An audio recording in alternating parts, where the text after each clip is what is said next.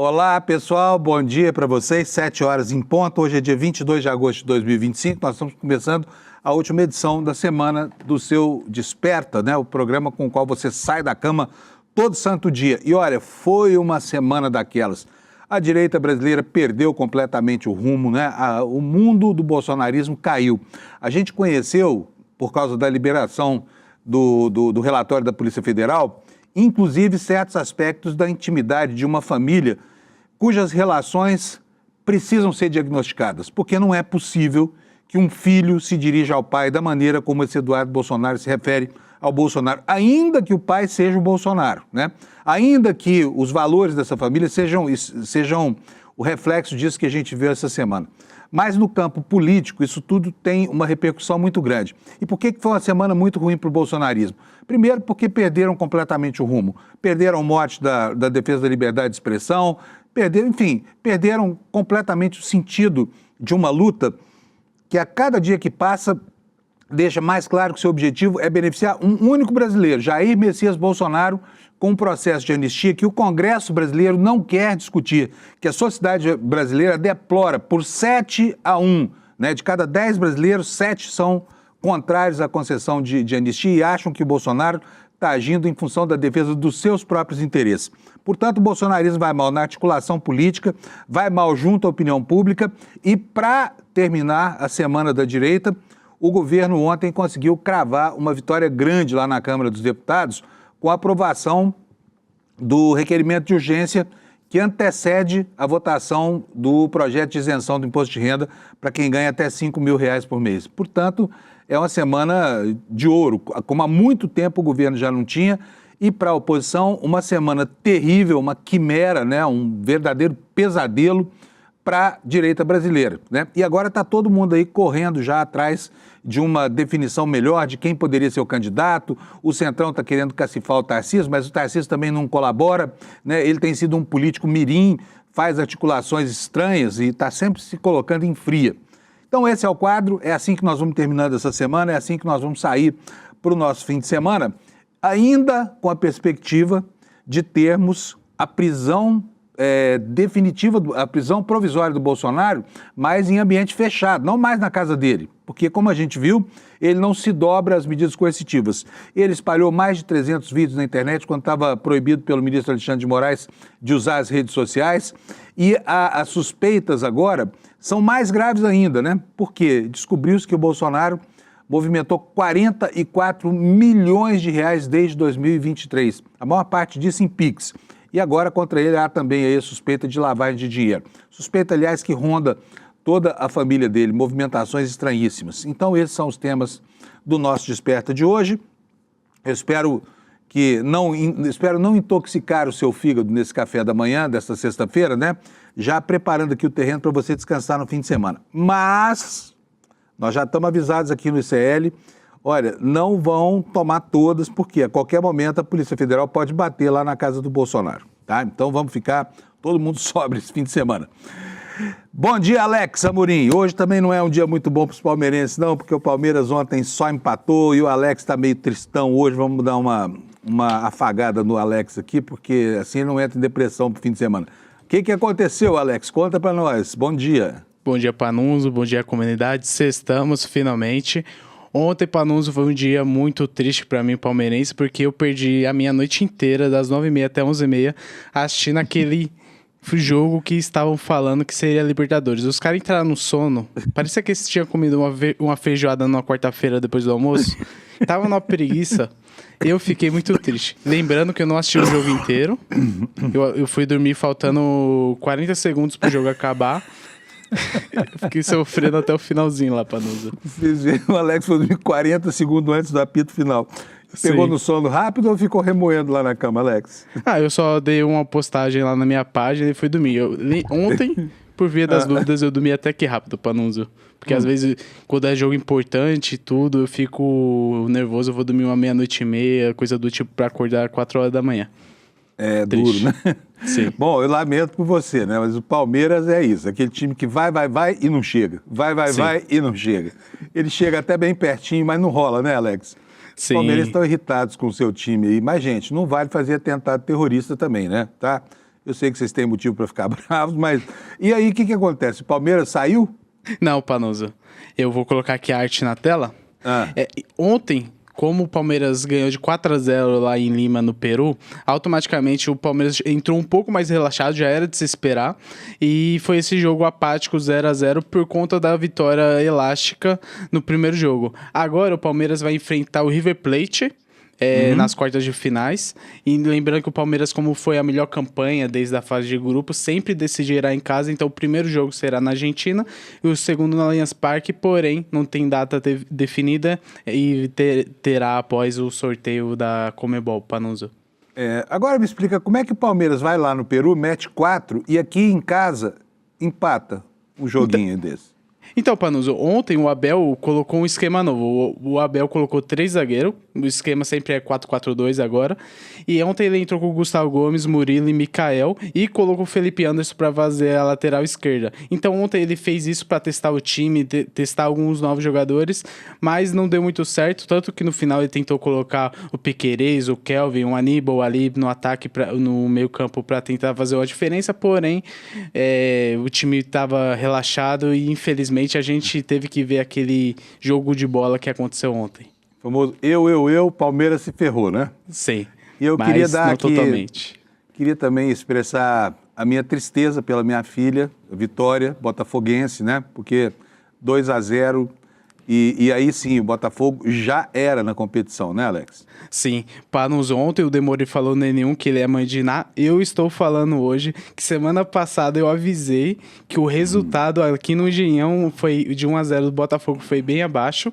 E ontem, na altitude, a LDU jogou melhor e conseguiu um resultado de 2-0 e conseguiu a classificação. Aos 80 minutos do segundo tempo teve um jogador expulso, porém não afetou muito o placar e o Botafogo está eliminado dessa fase. E agora teremos LDU e São Paulo pelas quartas de finais, Panuso. Muito bom. Isso para alegria dos vascaínos, né, que são os meus 2 filhos caçulas, e dos flamenguistas também. Sim. Beleza, Alex, é isso, né? E no fim de semana a gente fala na segunda-feira, né? Isso mesmo, Panuso. Bom fim de semana e a gente se vê segunda-feira. Vamos nessa. Maravilha. Eu vejo você daqui a pouco, que ele continua aqui com a gente, né? Ele é nosso DTV, nosso diretor de TV, aqui é o responsável por todas essas imagens que você vê na tela, que não são a minha. Pessoal, vamos lá, vamos começar o dia com a previsão do tempo, né? Como eu faço sempre aqui com vocês. O INMET está aqui, o mapa do INMET na tela para vocês. Esse aqui é o quadro dos avisos meteorológicos. Sempre começo com isso aqui. E o Brasil está ficando, cada dia que passa, mais sem graça do ponto de vista da profusão de cores aí nessa imagem. Por quê? Agora nós estamos chegando praticamente no terço final do inverno, então o clima começa a ficar diferente, né? Hoje, pela primeira vez desde o começo do inverno, eu vim trabalhar assim, olha, de camiseta, sem blusa, porque a temperatura subiu bastante aqui em São Paulo. Nós começamos o dia numa temperatura muito mais alta do que as temperaturas máximas da friaca que aconteceu, né, durante praticamente todo esse inverno. Mas já vem vindo uma frente fria aí. Vocês podem ver que aqui embaixo, olha, no mapa da região sul, essa frente fria já toma metade do território do Rio Grande do Sul e tem um aviso aqui de tempestade do INMET, né, que já está acontecendo lá. Porto Alegre começa o dia debaixo d'água. Isso vai até os limites do estado, né, a fronteira com Santa Catarina, e sobe pelo oeste do Paraná e o sudoeste do Mato Grosso do Sul. Lá no Mato Grosso do Sul, a previsão é de ventos fortes, vendaval, tá? E aqui corre o risco de ter aquelas ondas de poeira, né? Aquela coisa horrorosa, que parece uma tempestade de areia. Então, o pessoal daí do extremo sudoeste do Brasil, do sul do Mato Grosso do Sul, que se acautele. E temos aqui nos estados de Goiás, Tocantins, Distrito Federal, parte leste do Mato Grosso e a parte oeste da região sudeste, subindo pelo interior da região nordeste, baixa umidade do ar, que significa que o pessoal vai sofrer ao longo do dia, especialmente onde as temperaturas são mais altas aí logo depois do almoço, né?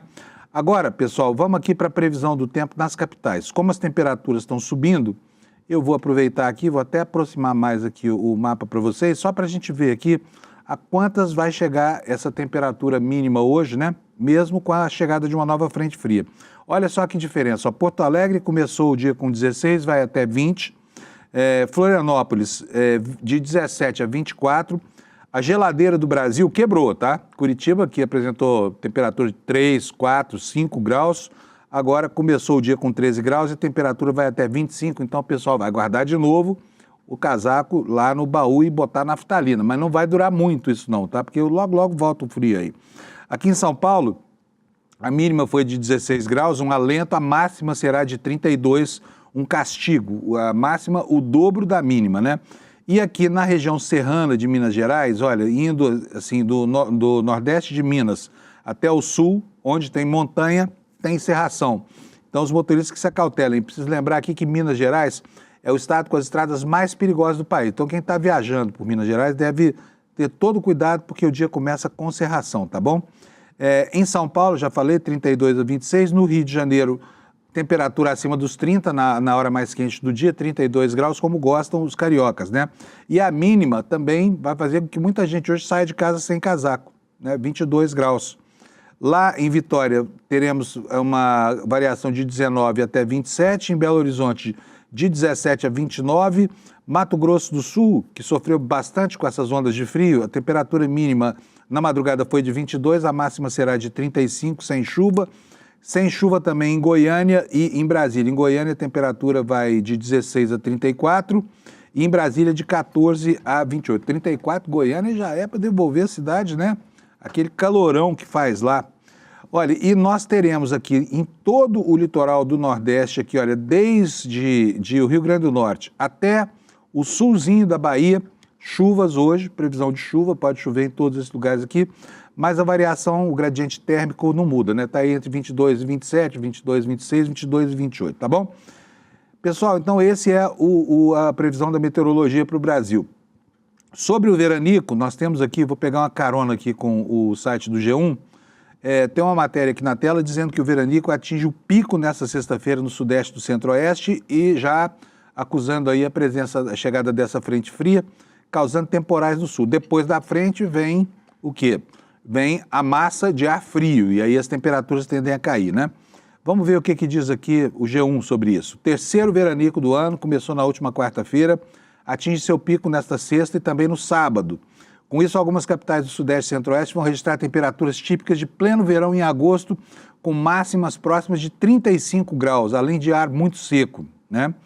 E olha aqui, ó, Cuiabá, por exemplo, temperatura vai a 39 graus, pode ir a 39 graus, Campo Grande 34, no Rio de Janeiro 33, São Paulo 33, Brasília 29, Belo Horizonte 27 e sexta-feira 28 graus em Vitória nesta sexta-feira, né? Então é isso, teremos um fim de semana quentinho aqui no centro-sul do país. Aproveite, tá? Aproveite, porque logo teremos de volta aí o frio, tá? E temos uma outra informação aqui, não mais sobre meteorologia propriamente, mas sobre climatologia. As duas coisas são bem diferentes. A meteorologia é a situação do clima no momento, né? A climatologia é o estudo da evolução do tempo. E os climatologistas estão fazendo um alerta. Olha aí, o alerta está na tela. Aliás, esses alertas aqui acontecem desde sempre, né? E muita gente não presta atenção a eles. Olha o que está acontecendo lá nos Estados Unidos, né? Onde todas as iniciativas para mitigar o efeito do aquecimento da atmosfera foram simplesmente abolidas por esse protoditador que está lá. Calor extremo já ameaça saúde e empregos no mundo, diz o quê? Em um relatório da ONU, tá?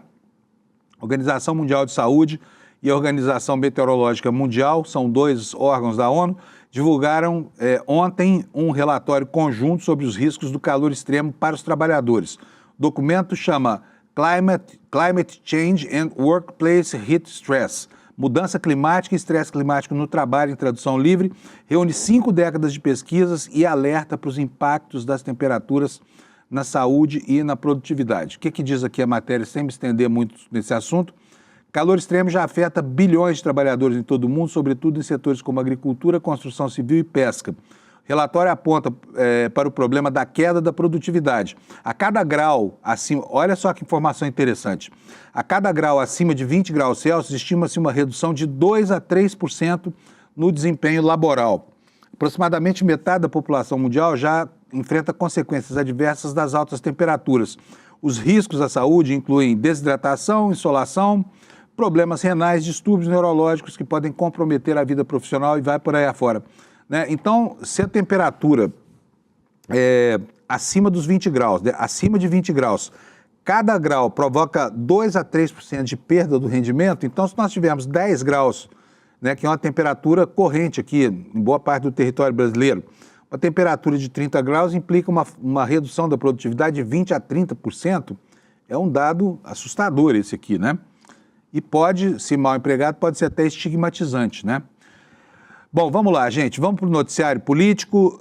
Temos uma variedade aqui de informações, todas elas circulando em volta do drama desta malsinada família Bolsonaro, né? Que está em péssimos lençóis depois que os bastidores do comportamento do líder da quadrilha Bolsonaro, que é o próprio Jair Messias Bolsonaro, passou a ser conhecido, né?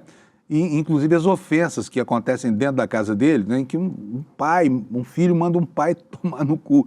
Isso é um negócio tão absurdo. Eu aqui não concebo uma relação em que um filho possa fazer, né, uma coisa dessa com o pai, que é uma verdadeira atrocidade. Mas lá no ambiente deles, né, família de milicianos, esses são os valores. Fazer o quê, né? A gente assiste com perplexidade e com padre. E eu não estou falando isso porque é a família Bolsonaro, tá?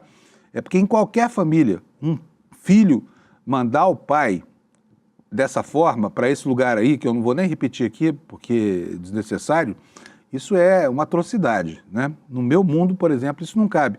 Se um filho meu, e eu tenho 5, disser isso um dia para mim, a minha primeira reação vai ser morrer de tristeza, pela falta completa de respeito e pela falta de carinho, porque isso nem parece ser uma relação de pai e filho, né? Vamos lá então, olha, o problema é que na família Bolsonaro as coisas não passam só pelo afeto, né? Elas passam muito pela questão da política, porque todos eles fizeram a vida na política. Agora um vai ter que arranjar um emprego, né? Vai ter que voltar a ser provavelmente chapeiro lá nos Estados Unidos, país que ele chama de aquela porra, mas enfim, vai ter que se virar por lá, porque provavelmente, e isso aqui eu falo até com uma certa dor no coração, sabe por quê? Porque do ponto de vista humano, né, a gente, para não perder a empatia, para não perder a sensibilidade, tem que se colocar no lugar do outro, fazer o quê? Ainda que o outro seja essa coisa tosca da família Bolsonaro, mas vocês já pensaram que drama o filho nunca mais poder ver o pai vivo, como o Eduardo Bolsonaro corre o risco de acontecer com ele? Por quê? Porque, ao que tudo indica, ele vai ficar lá nos Estados Unidos o resto da vida, como ele falou, vou ficar nessa porra aqui o resto da vida. Não pode voltar para o Brasil porque é um criminoso que provavelmente vai ser apenado pelo Supremo Tribunal Federal e até talvez esse drama humano da família não aconteça, porque existe uma chance grande, num futuro não tão próximo, de que as coisas sejam revertidas, né? Vamos imaginar aqui um cenário. Trump perde a eleição daqui a 3 anos e meio. O que acontece? Assume o presidente democrata. O Brasil já terá julgado e condenado o Bananinha e os outros bananas todos que estão lá nos Estados Unidos trabalhando contra o país. Por quê? Por crime de traição à pátria, por golpe, essa tentativa continuada de golpe que não para, né, que eles não param. E aí, se o Brasil expedir uma carta rogatória pedindo, né,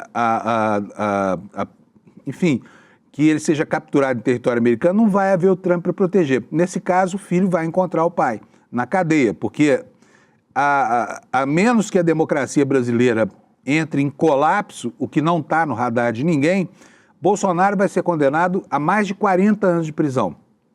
Sendo condenado a 40 anos de prisão, ele vai ter que cumprir pelo menos 1/6 da pena em regime fechado, né?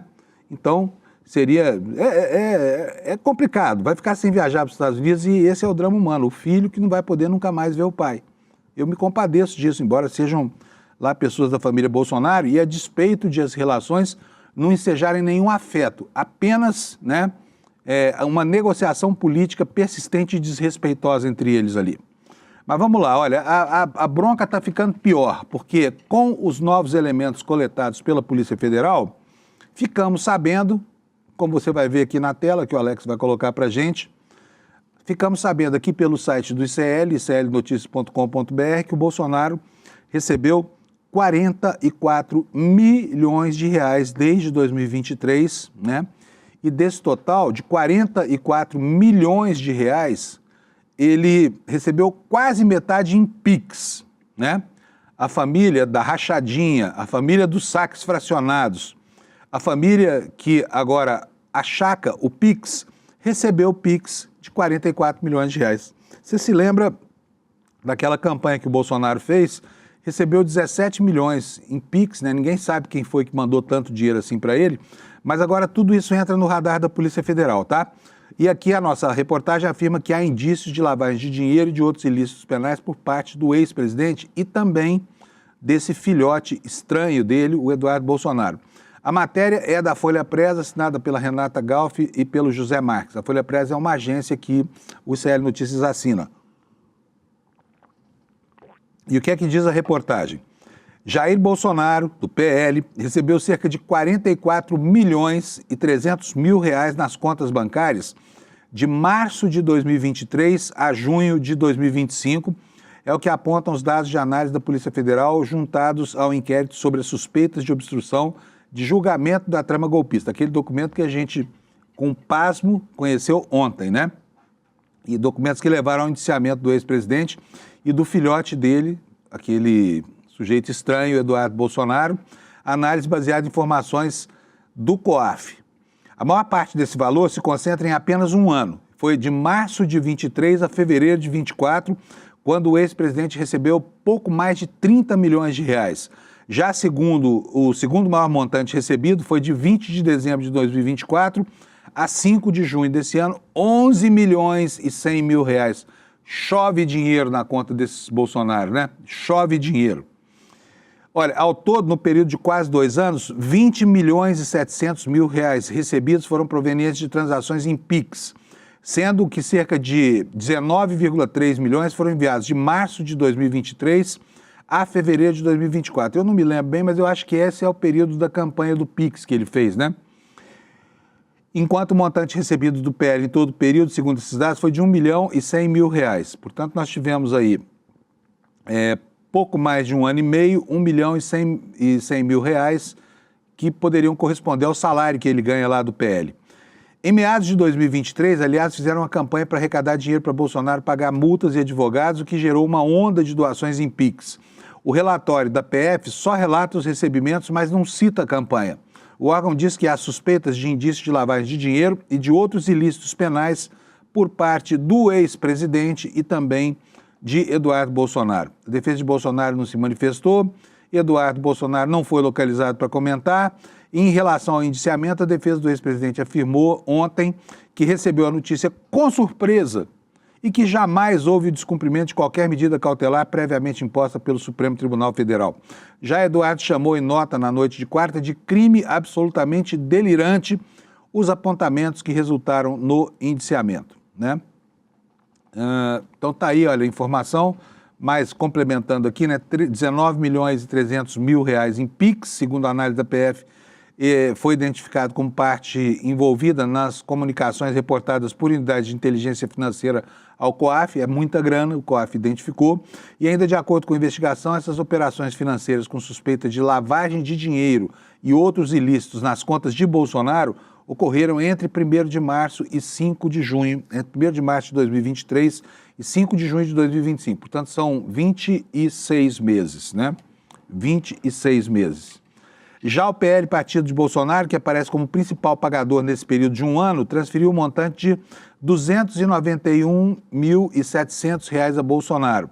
Os maiores gastos, por sua vez, foram feitos com advogados do ex-presidente no valor de 6 milhões e 800 mil reais. Está aí a vida financeira, mais uma vez. Quem gosta dessas contabilidades é a Juliana Dalpiva, né? Que a vida inteira perseguiu aqui, jornalisticamente falando, os negócios dessa família encrencada. E cada dia que passa, mais encrencada, família Bolsonaro. Daqui a pouco, no N1, certamente vocês vão vê-la falando sobre esses valores aqui. Ela que mapeou, inclusive, todo o patrimônio imobiliário dessa família e descobriu que dezenas de imóveis foram comprados por essa família, né, entre mais de 100 e tantos, acho que 107 imóveis, que foram comprados e pagos com dinheiro vivo, né, em transações muito estranhas de uma família que tem como única fonte de renda a política, né? Todos são políticos.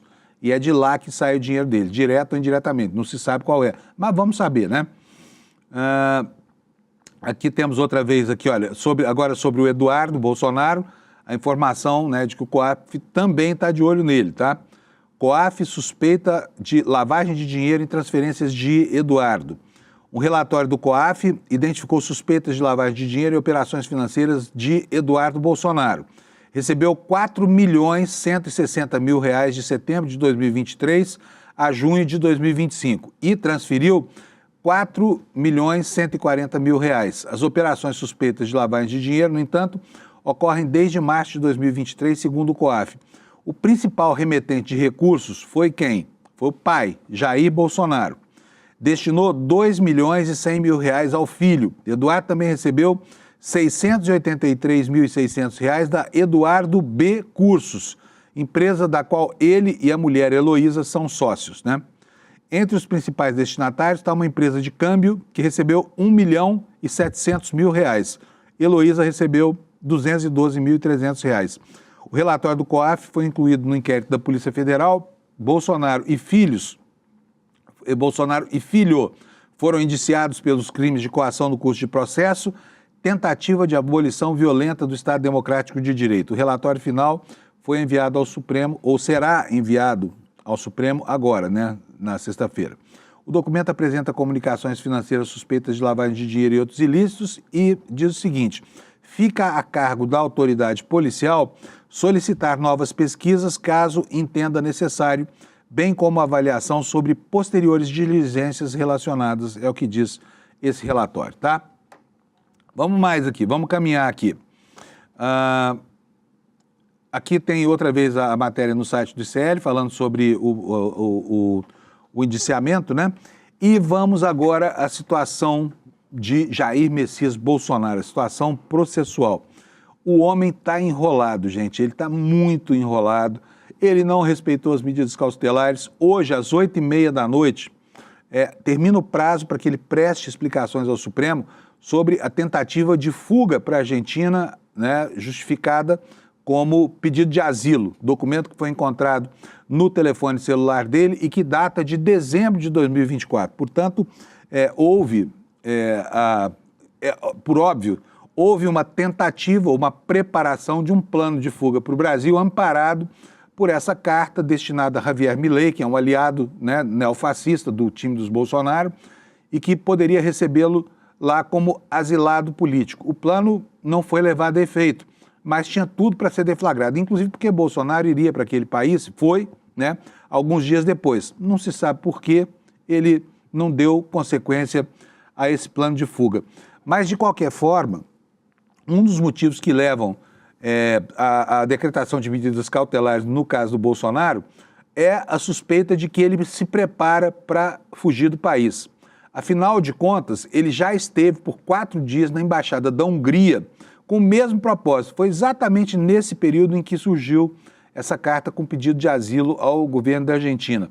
Portanto, naquele momento, Bolsonaro estava decidido a, se houvesse qualquer problema, se esconder da Polícia Federal e se mandar do Brasil na condição de refugiado político, né?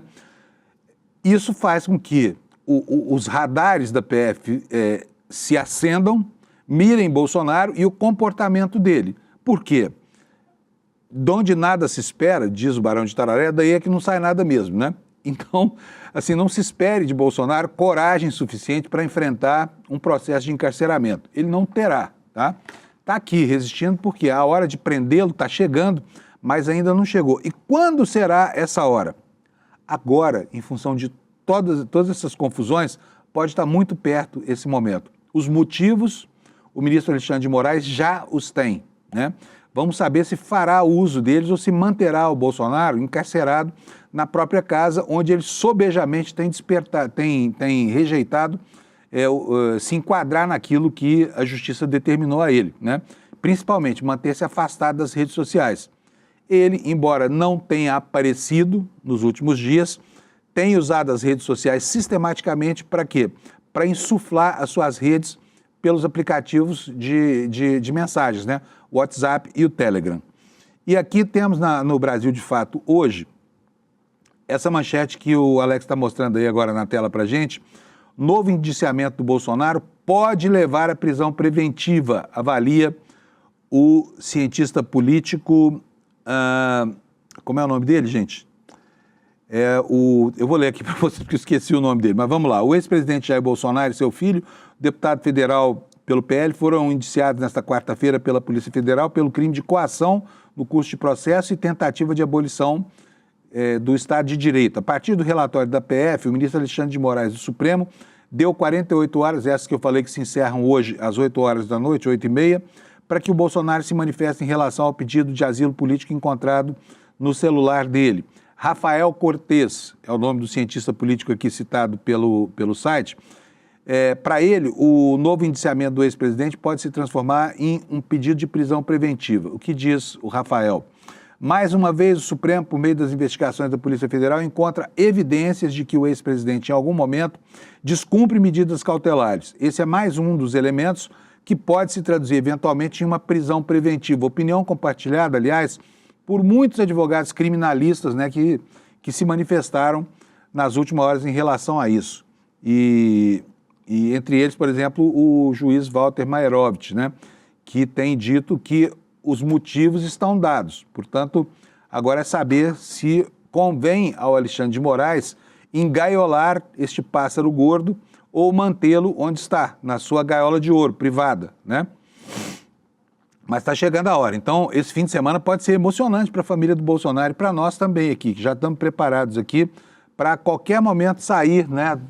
Enfim, do prazer do nosso fim de semana para vir para a labuta aqui, porque a Polícia Federal pode efetivamente bater na porta da casa do Bolsonaro a qualquer momento, tá? Isso não acontecerá até o final do dia de hoje, porque é o prazo para ele apresentar as justificativas para o seu péssimo comportamento ao ministro Alexandre de Moraes. Mas a partir daí pode acontecer a qualquer momento, inclusive no fim de semana, tá? E os preparativos para isso já estão feitos. Os preparativos para isso já estão feitos. Veja só outra manchete aqui na capa do nosso site do ICL. Também você vai encontrar em todos os jornais de hoje, essa mesma informação, a de que o Bolsonaro já tem o seu ninho dentro do prédio da Polícia Federal em Brasília, no setor policial sul. Já fizeram, e já faz algum tempo, hein? Informação que só foi conhecida agora, mas que diz respeito a algo que já vinha sendo preparado. Por quê? Porque a possibilidade de ter que levar o Bolsonaro para essa série especial, ela tem aparecido e tem sido reiterada a cada dia, né? Então, segundo informações da CNN, ontem em primeira mão, a PF preparou um espaço no térreo da Superintendência da PF do Distrito Federal para receber o senhor Jair Messias Bolsonaro, que logo, logo estará lá descansando, né, sob a guarda da Polícia Federal.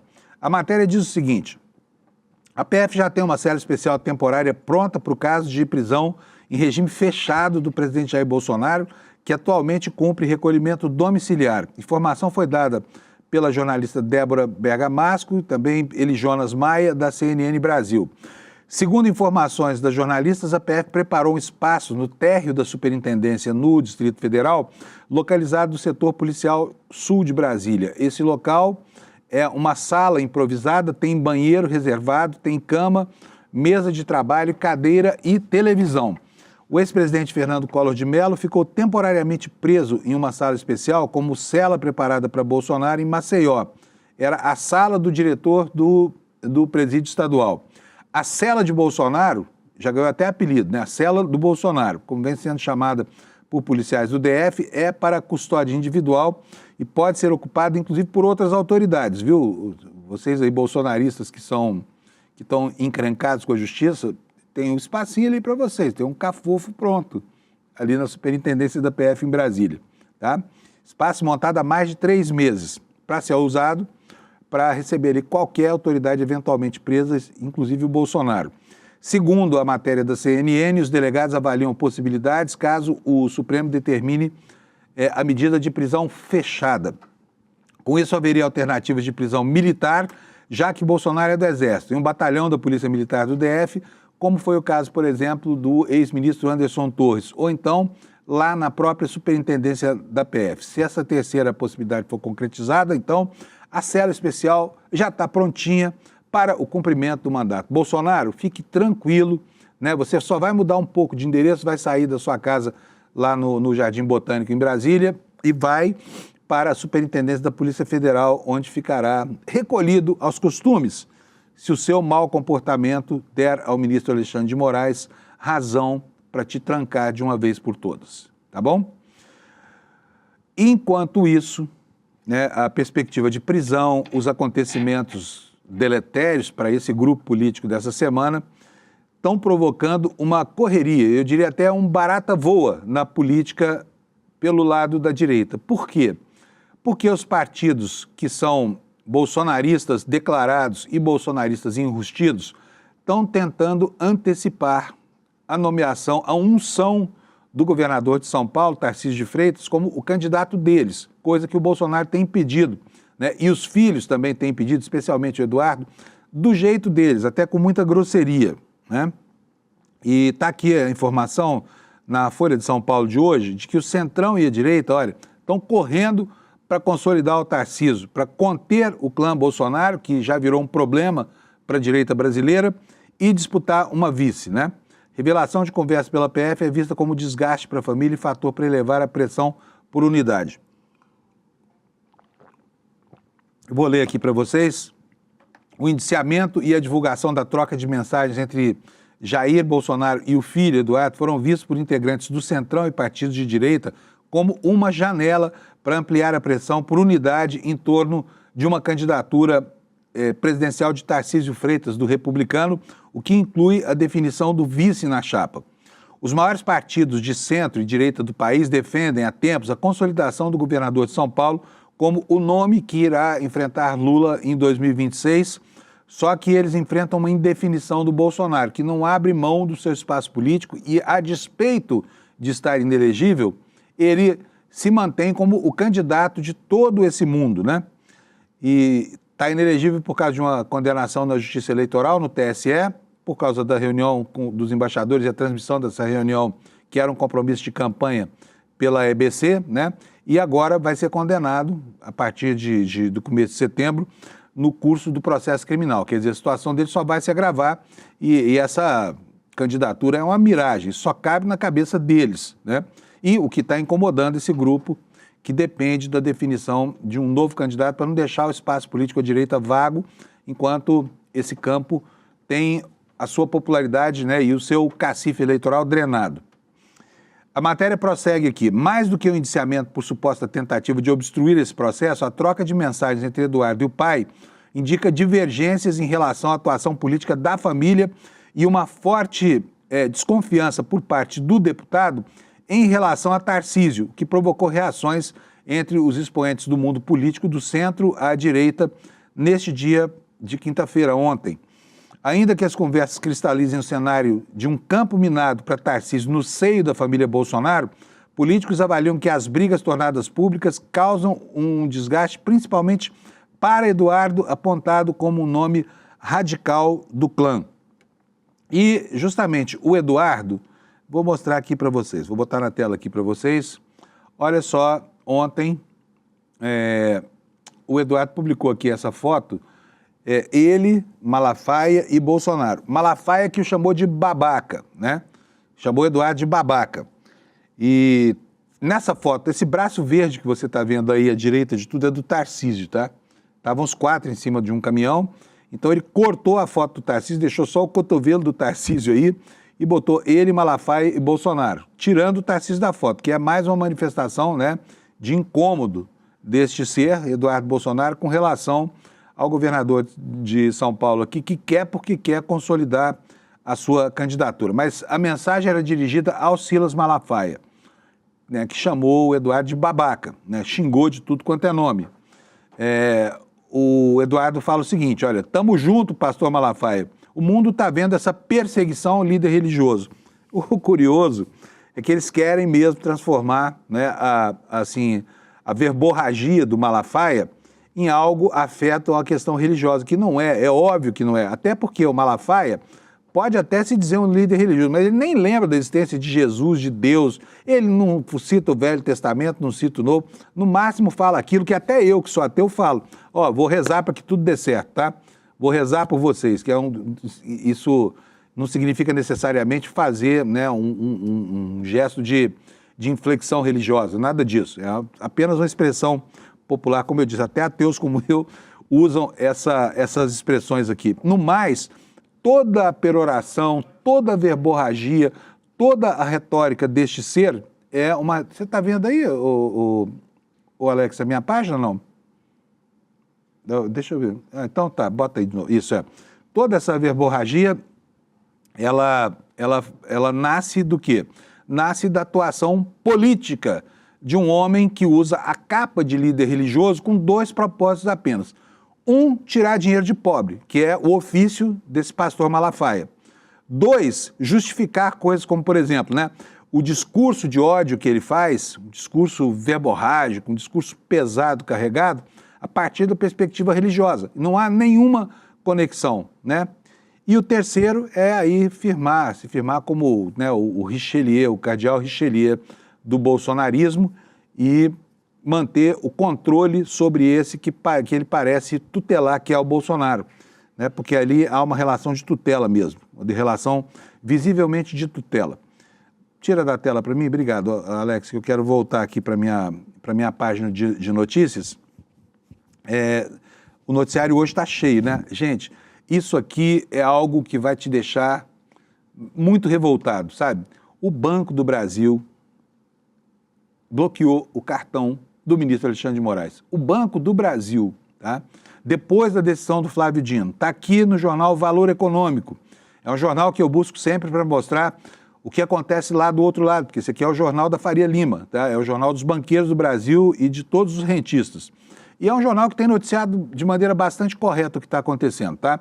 É nele que sai a informação de que o Banco do Brasil bloqueou o cartão de crédito do Alexandre de Moraes por causa dessa malsinada Lei Magnitsky, né? A matéria não esclarece que bandeira que era, mas o Brasil tem basicamente duas bandeiras que são Visa e Mastercard. Era uma dessas duas aqui. Então fala aqui, não está clara a bandeira, mas o banco teria oferecido um novo cartão com a marca Elo, né? A bandeira seria Elo. Essa bandeira não tem relação, não é uma empresa americana, né? Então tá aqui, olha, o banco cancelou o cartão com a bandeira americana e ofereceu o outro do sistema Elo. E o que nos diz aqui a reportagem do Valor? O Banco do Brasil bloqueou um cartão de crédito de bandeira americana do ministro do Supremo Alexandre de Moraes em função das sanções da Lei Magnitsky, segundo apurou o Valor. Não está clara qual a bandeira, mas a ele teria sido oferecido um cartão novo da marca Elo, já que a bandeira brasileira, que é controlada por Banco do Brasil, Bradesco e Caixa, não tem operações nos Estados Unidos.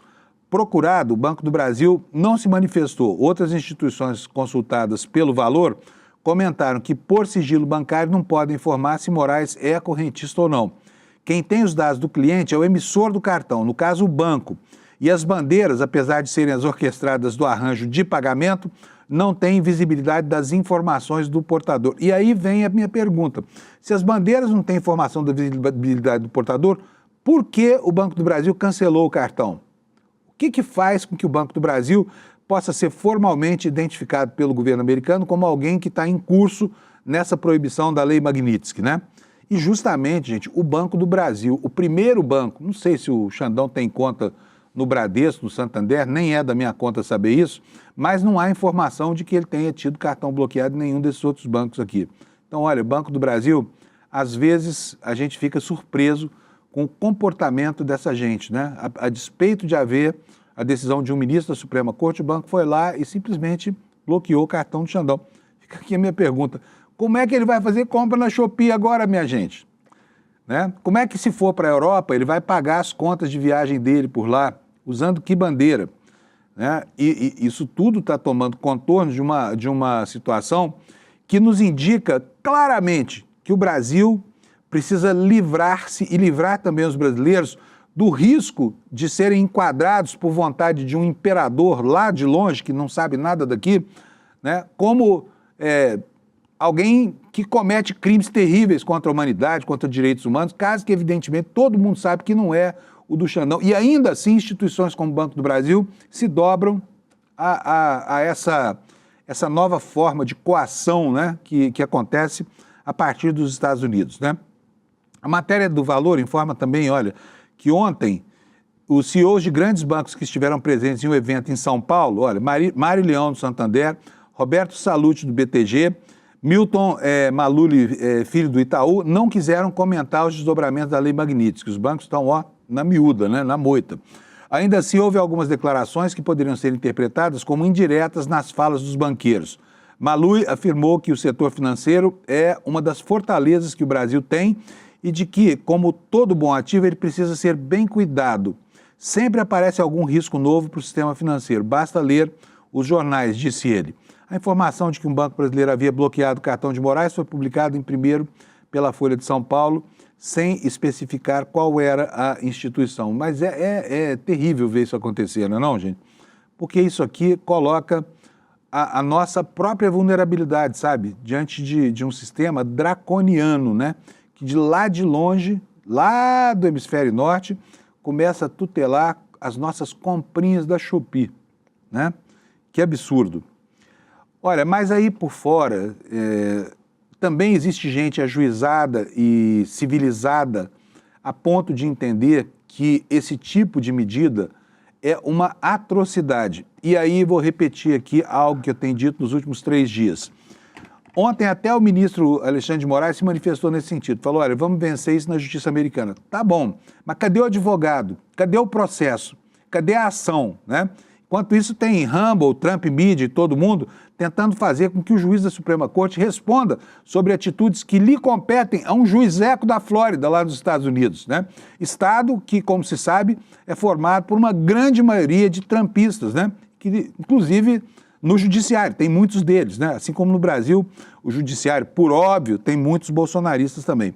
Mas, olha, um dos autores da Lei Magnitsky disse ao presidente dos Estados Unidos, ao Trump, bota para mim a manchete no ar, por favor, Alex.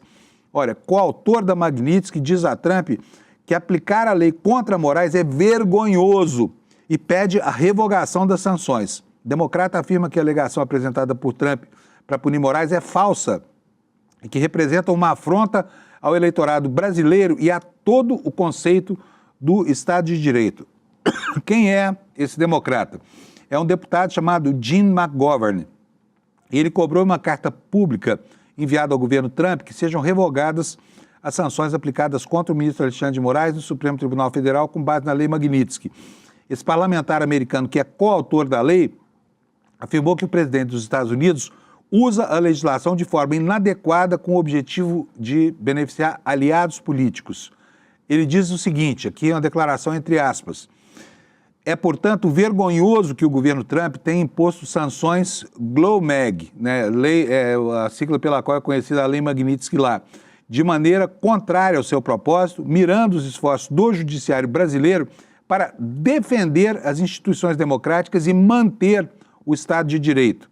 A carta foi encaminhada nesta quarta-feira, anteontem, ao secretário do Tesouro Scott Bessent e ao secretário de Estado Marco Rubio. Vou contextualizar aqui. Scott Bessent é aquele sujeito que marcou para quarta-feira da semana retrasada uma reunião por videoconferência com Haddad e na antevéspera mandou dizer que não tinha mais agenda para ele. Em compensação, no mesmo dia, recebeu quem? Os conspiradores, Paulo Figueiredo e Eduardo Bananinha, no mesmo horário que estava reservado para o ministro Haddad. E o Marco Rubio é esse filho de cubanos americanos que parece ter ódio da América Latina e nos trata aqui como se nós fôssemos o quintal do planeta, né? A troca de farpas continua. O Lula pediu ontem, lá quando participava no interior de São Paulo de uma cerimônia de entrega de unidades odontológicas, ele falou para o Trump assim, não dê palpite, não meta seu nariz aqui. Está aí na capa também, mais uma vez, do Valor Econômico, né? E vou ler aqui para vocês. O presidente Lula criticou a ofensiva do presidente dos Estados Unidos sobre o Brasil, diz que ele não deveria dar palpite sobre assuntos nacionais. Trump tem pressionado o Brasil a recuar, patati patatá. Aí ele diz o seguinte, olha, a palavra correta não é governar, é cuidar. Eu quero cuidar desse país. Por isso que o presidente americano não dê palpite aqui, porque daqui cuidamos nós, disse o Lula nessa quinta-feira durante esse evento lá em Sorocaba. O presidente disse ainda que governar dando oportunidade para todos é construir um país chamado soberano, evocando a temática da soberania nacional, uma das suas estratégicas na tentativa de reagir a essa investida dos Estados Unidos tutelados pela milícia da família Bolsonaro. Lula participou em Sorocaba da entrega de novas unidades odontológicas móveis, né? São ambulâncias odontológicas, em evento na empresa Flash Engenharia, que faz a adaptação de veículos especiais. E segundo o governo, as unidades receberam um investimento de 152 milhões do novo PAC da Saúde. Agora precisamos falar, chega de falar de Magnitsky, de Moraes, dessa coisa toda. Vamos falar de coisa boa. Ontem foi um dia de uma vitória estrepitosa do governo no Congresso Nacional. Em dezembro passado, quando, acossado pelo mercado financeiro, o governo criou um pacote de medidas para tentar resolver o problema fiscal, acompanhado da proposta da redução, da isenção do imposto de renda para até 5 mil, o mundo caiu. O dólar chegou a quase R$7, os banqueiros disseram que o Lula não dava mais, chegou-se a falar em golpe de Estado, tudo isso passou, né? Passou a reforma que o governo propunha para a estrutura de gastos e agora começa a andar direito o projeto da isenção do imposto de renda. Uma vitória sentida, uma vitória sofrida, mas nem o PL, nem o Partido Novo, nem o Marcel Van Hatten, nem esses deputados bolsonaristas tiveram a coragem de investir contra isso. E ontem foi aprovado o requerimento de urgência numa sessão muito tranquila lá na Câmara. Vou até colocar um trechinho aqui para vocês. Alex, por favor, roda o vídeo para a gente, por favor, da sessão de ontem da Câmara para a gente ver como foi. Aqueles que forem pela aprovação do requerimento, permaneçam como se acham. Aprovado. Pauta importante, que sem dúvida alguma trará benefício para milhões de brasileiros e brasileiras que passarão a ter a isenção do imposto de renda para quem ganha até R$5 mil. Vamos, nas próximas reuniões, definir a data da pauta, conversaremos também com o relator, o deputado Arthur Lira. Uma vitória pessoal do ministro Haddad, uma vitória espetacular do ministro Haddad. Saiu lá do fosso em que o colocaram lá em dezembro, na virada do ano, né, para conseguir fazer tudo o que ele precisava fazer nessa área. E com certeza absoluta, a aprovação dessa medida, que vai acontecer com a mesma tranquilidade na Câmara e depois no Senado. Isso vai ser um marco histórico para o governo Lula, provavelmente vai ajudar a reduzir e muito a resistência de parte da classe média, né, a ele, Lula. Então tem uma alta repercussão eleitoral. E enquanto isso, vocês já ouviram eu falar aqui várias vezes disso, de um provérbio latino, que às vezes é usado como brocardo nos processos, né, que é ridendo castigas timores, rindo você muda os costumes. Foi o que fez ontem o ministro Padilha, né? O ministro Padilha, aliás, ele anda super bem-humorado. Outro dia, quando ficou sabendo que 2 auxiliares dele tinham tido vistos aos Estados Unidos cancelados, o ministro aparece na internet com um vídeo apresentando as novas camisinhas texturizadas que o SUS vai passar a distribuir, já está distribuindo, né? E ontem, o que fez o Padilha? O Padilha está de super bom humor para enfrentar essa crise aqui.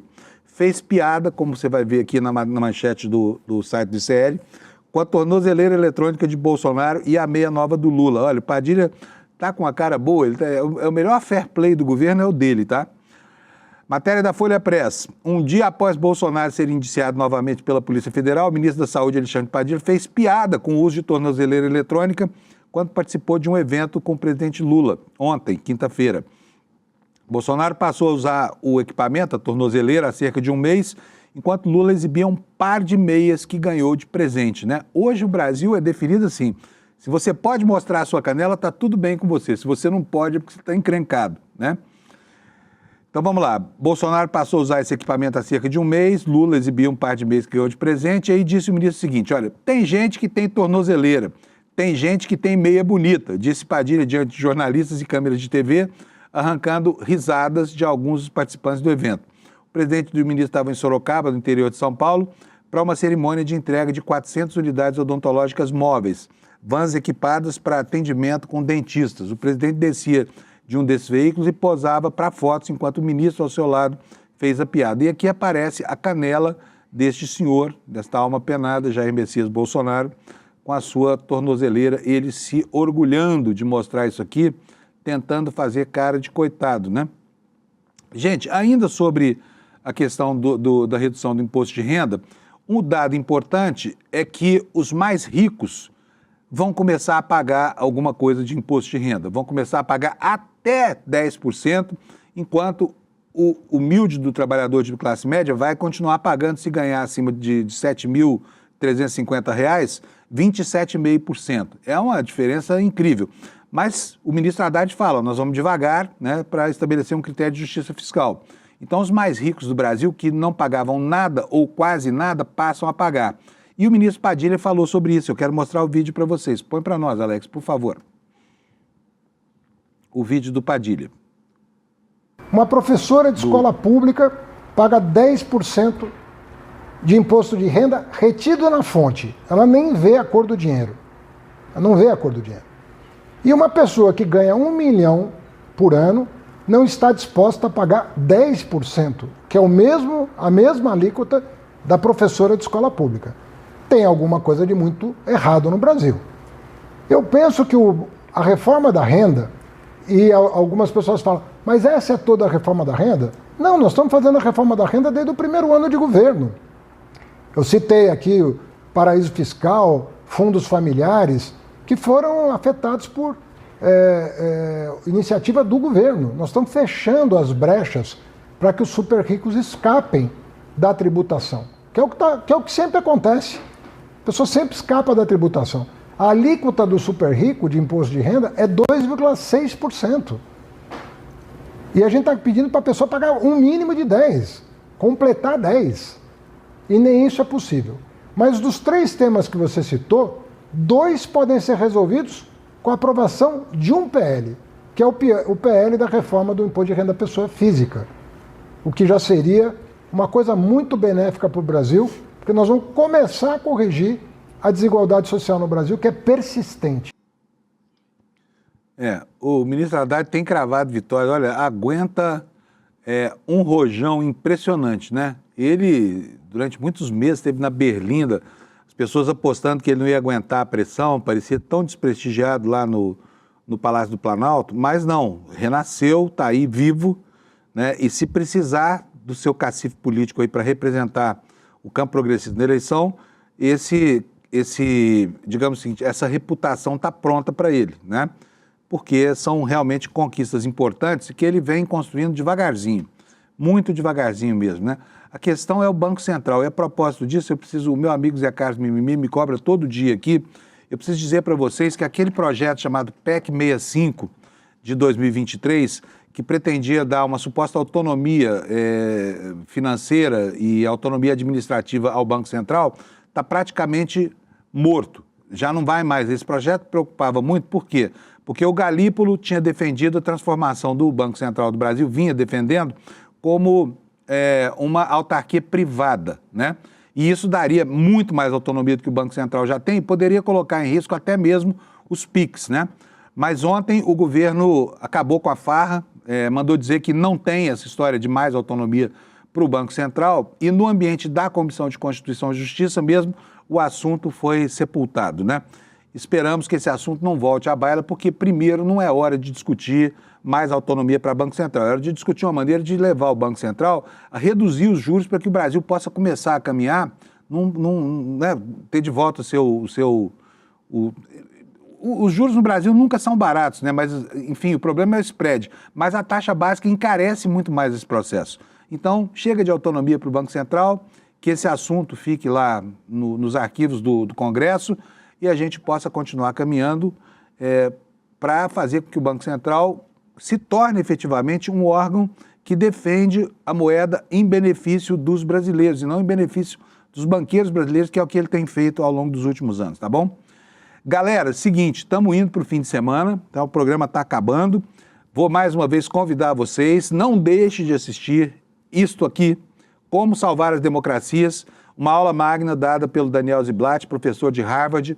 Vou até mostrar aqui no telão, aqui, ó. Como salvar as democracias, né? Aprenda a reconhecer os sinais de que uma democracia está sendo destruída e o que fazer antes que seja tarde demais. Muito importante. Como eu falo aqui para vocês, esse é um livro referencial e você precisa assistir essa palestra. Vai ser no dia 28, né? No próximo domingo, não esse agora, no próximo domingo.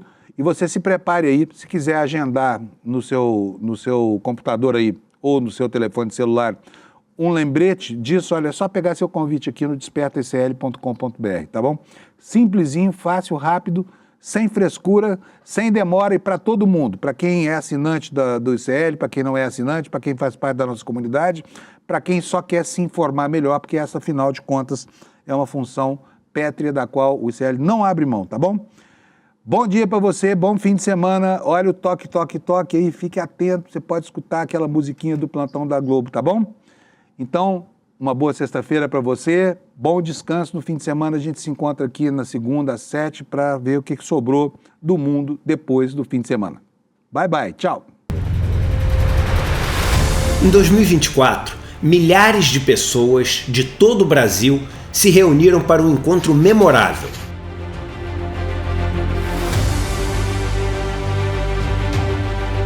No palco, histórias incríveis. A gente está na vida para evoluir, para aprender. Na plateia, novas amizades e sonhos compartilhados. É o melhor presente de aniversário desse ano. A esperança e a alegria tomaram conta.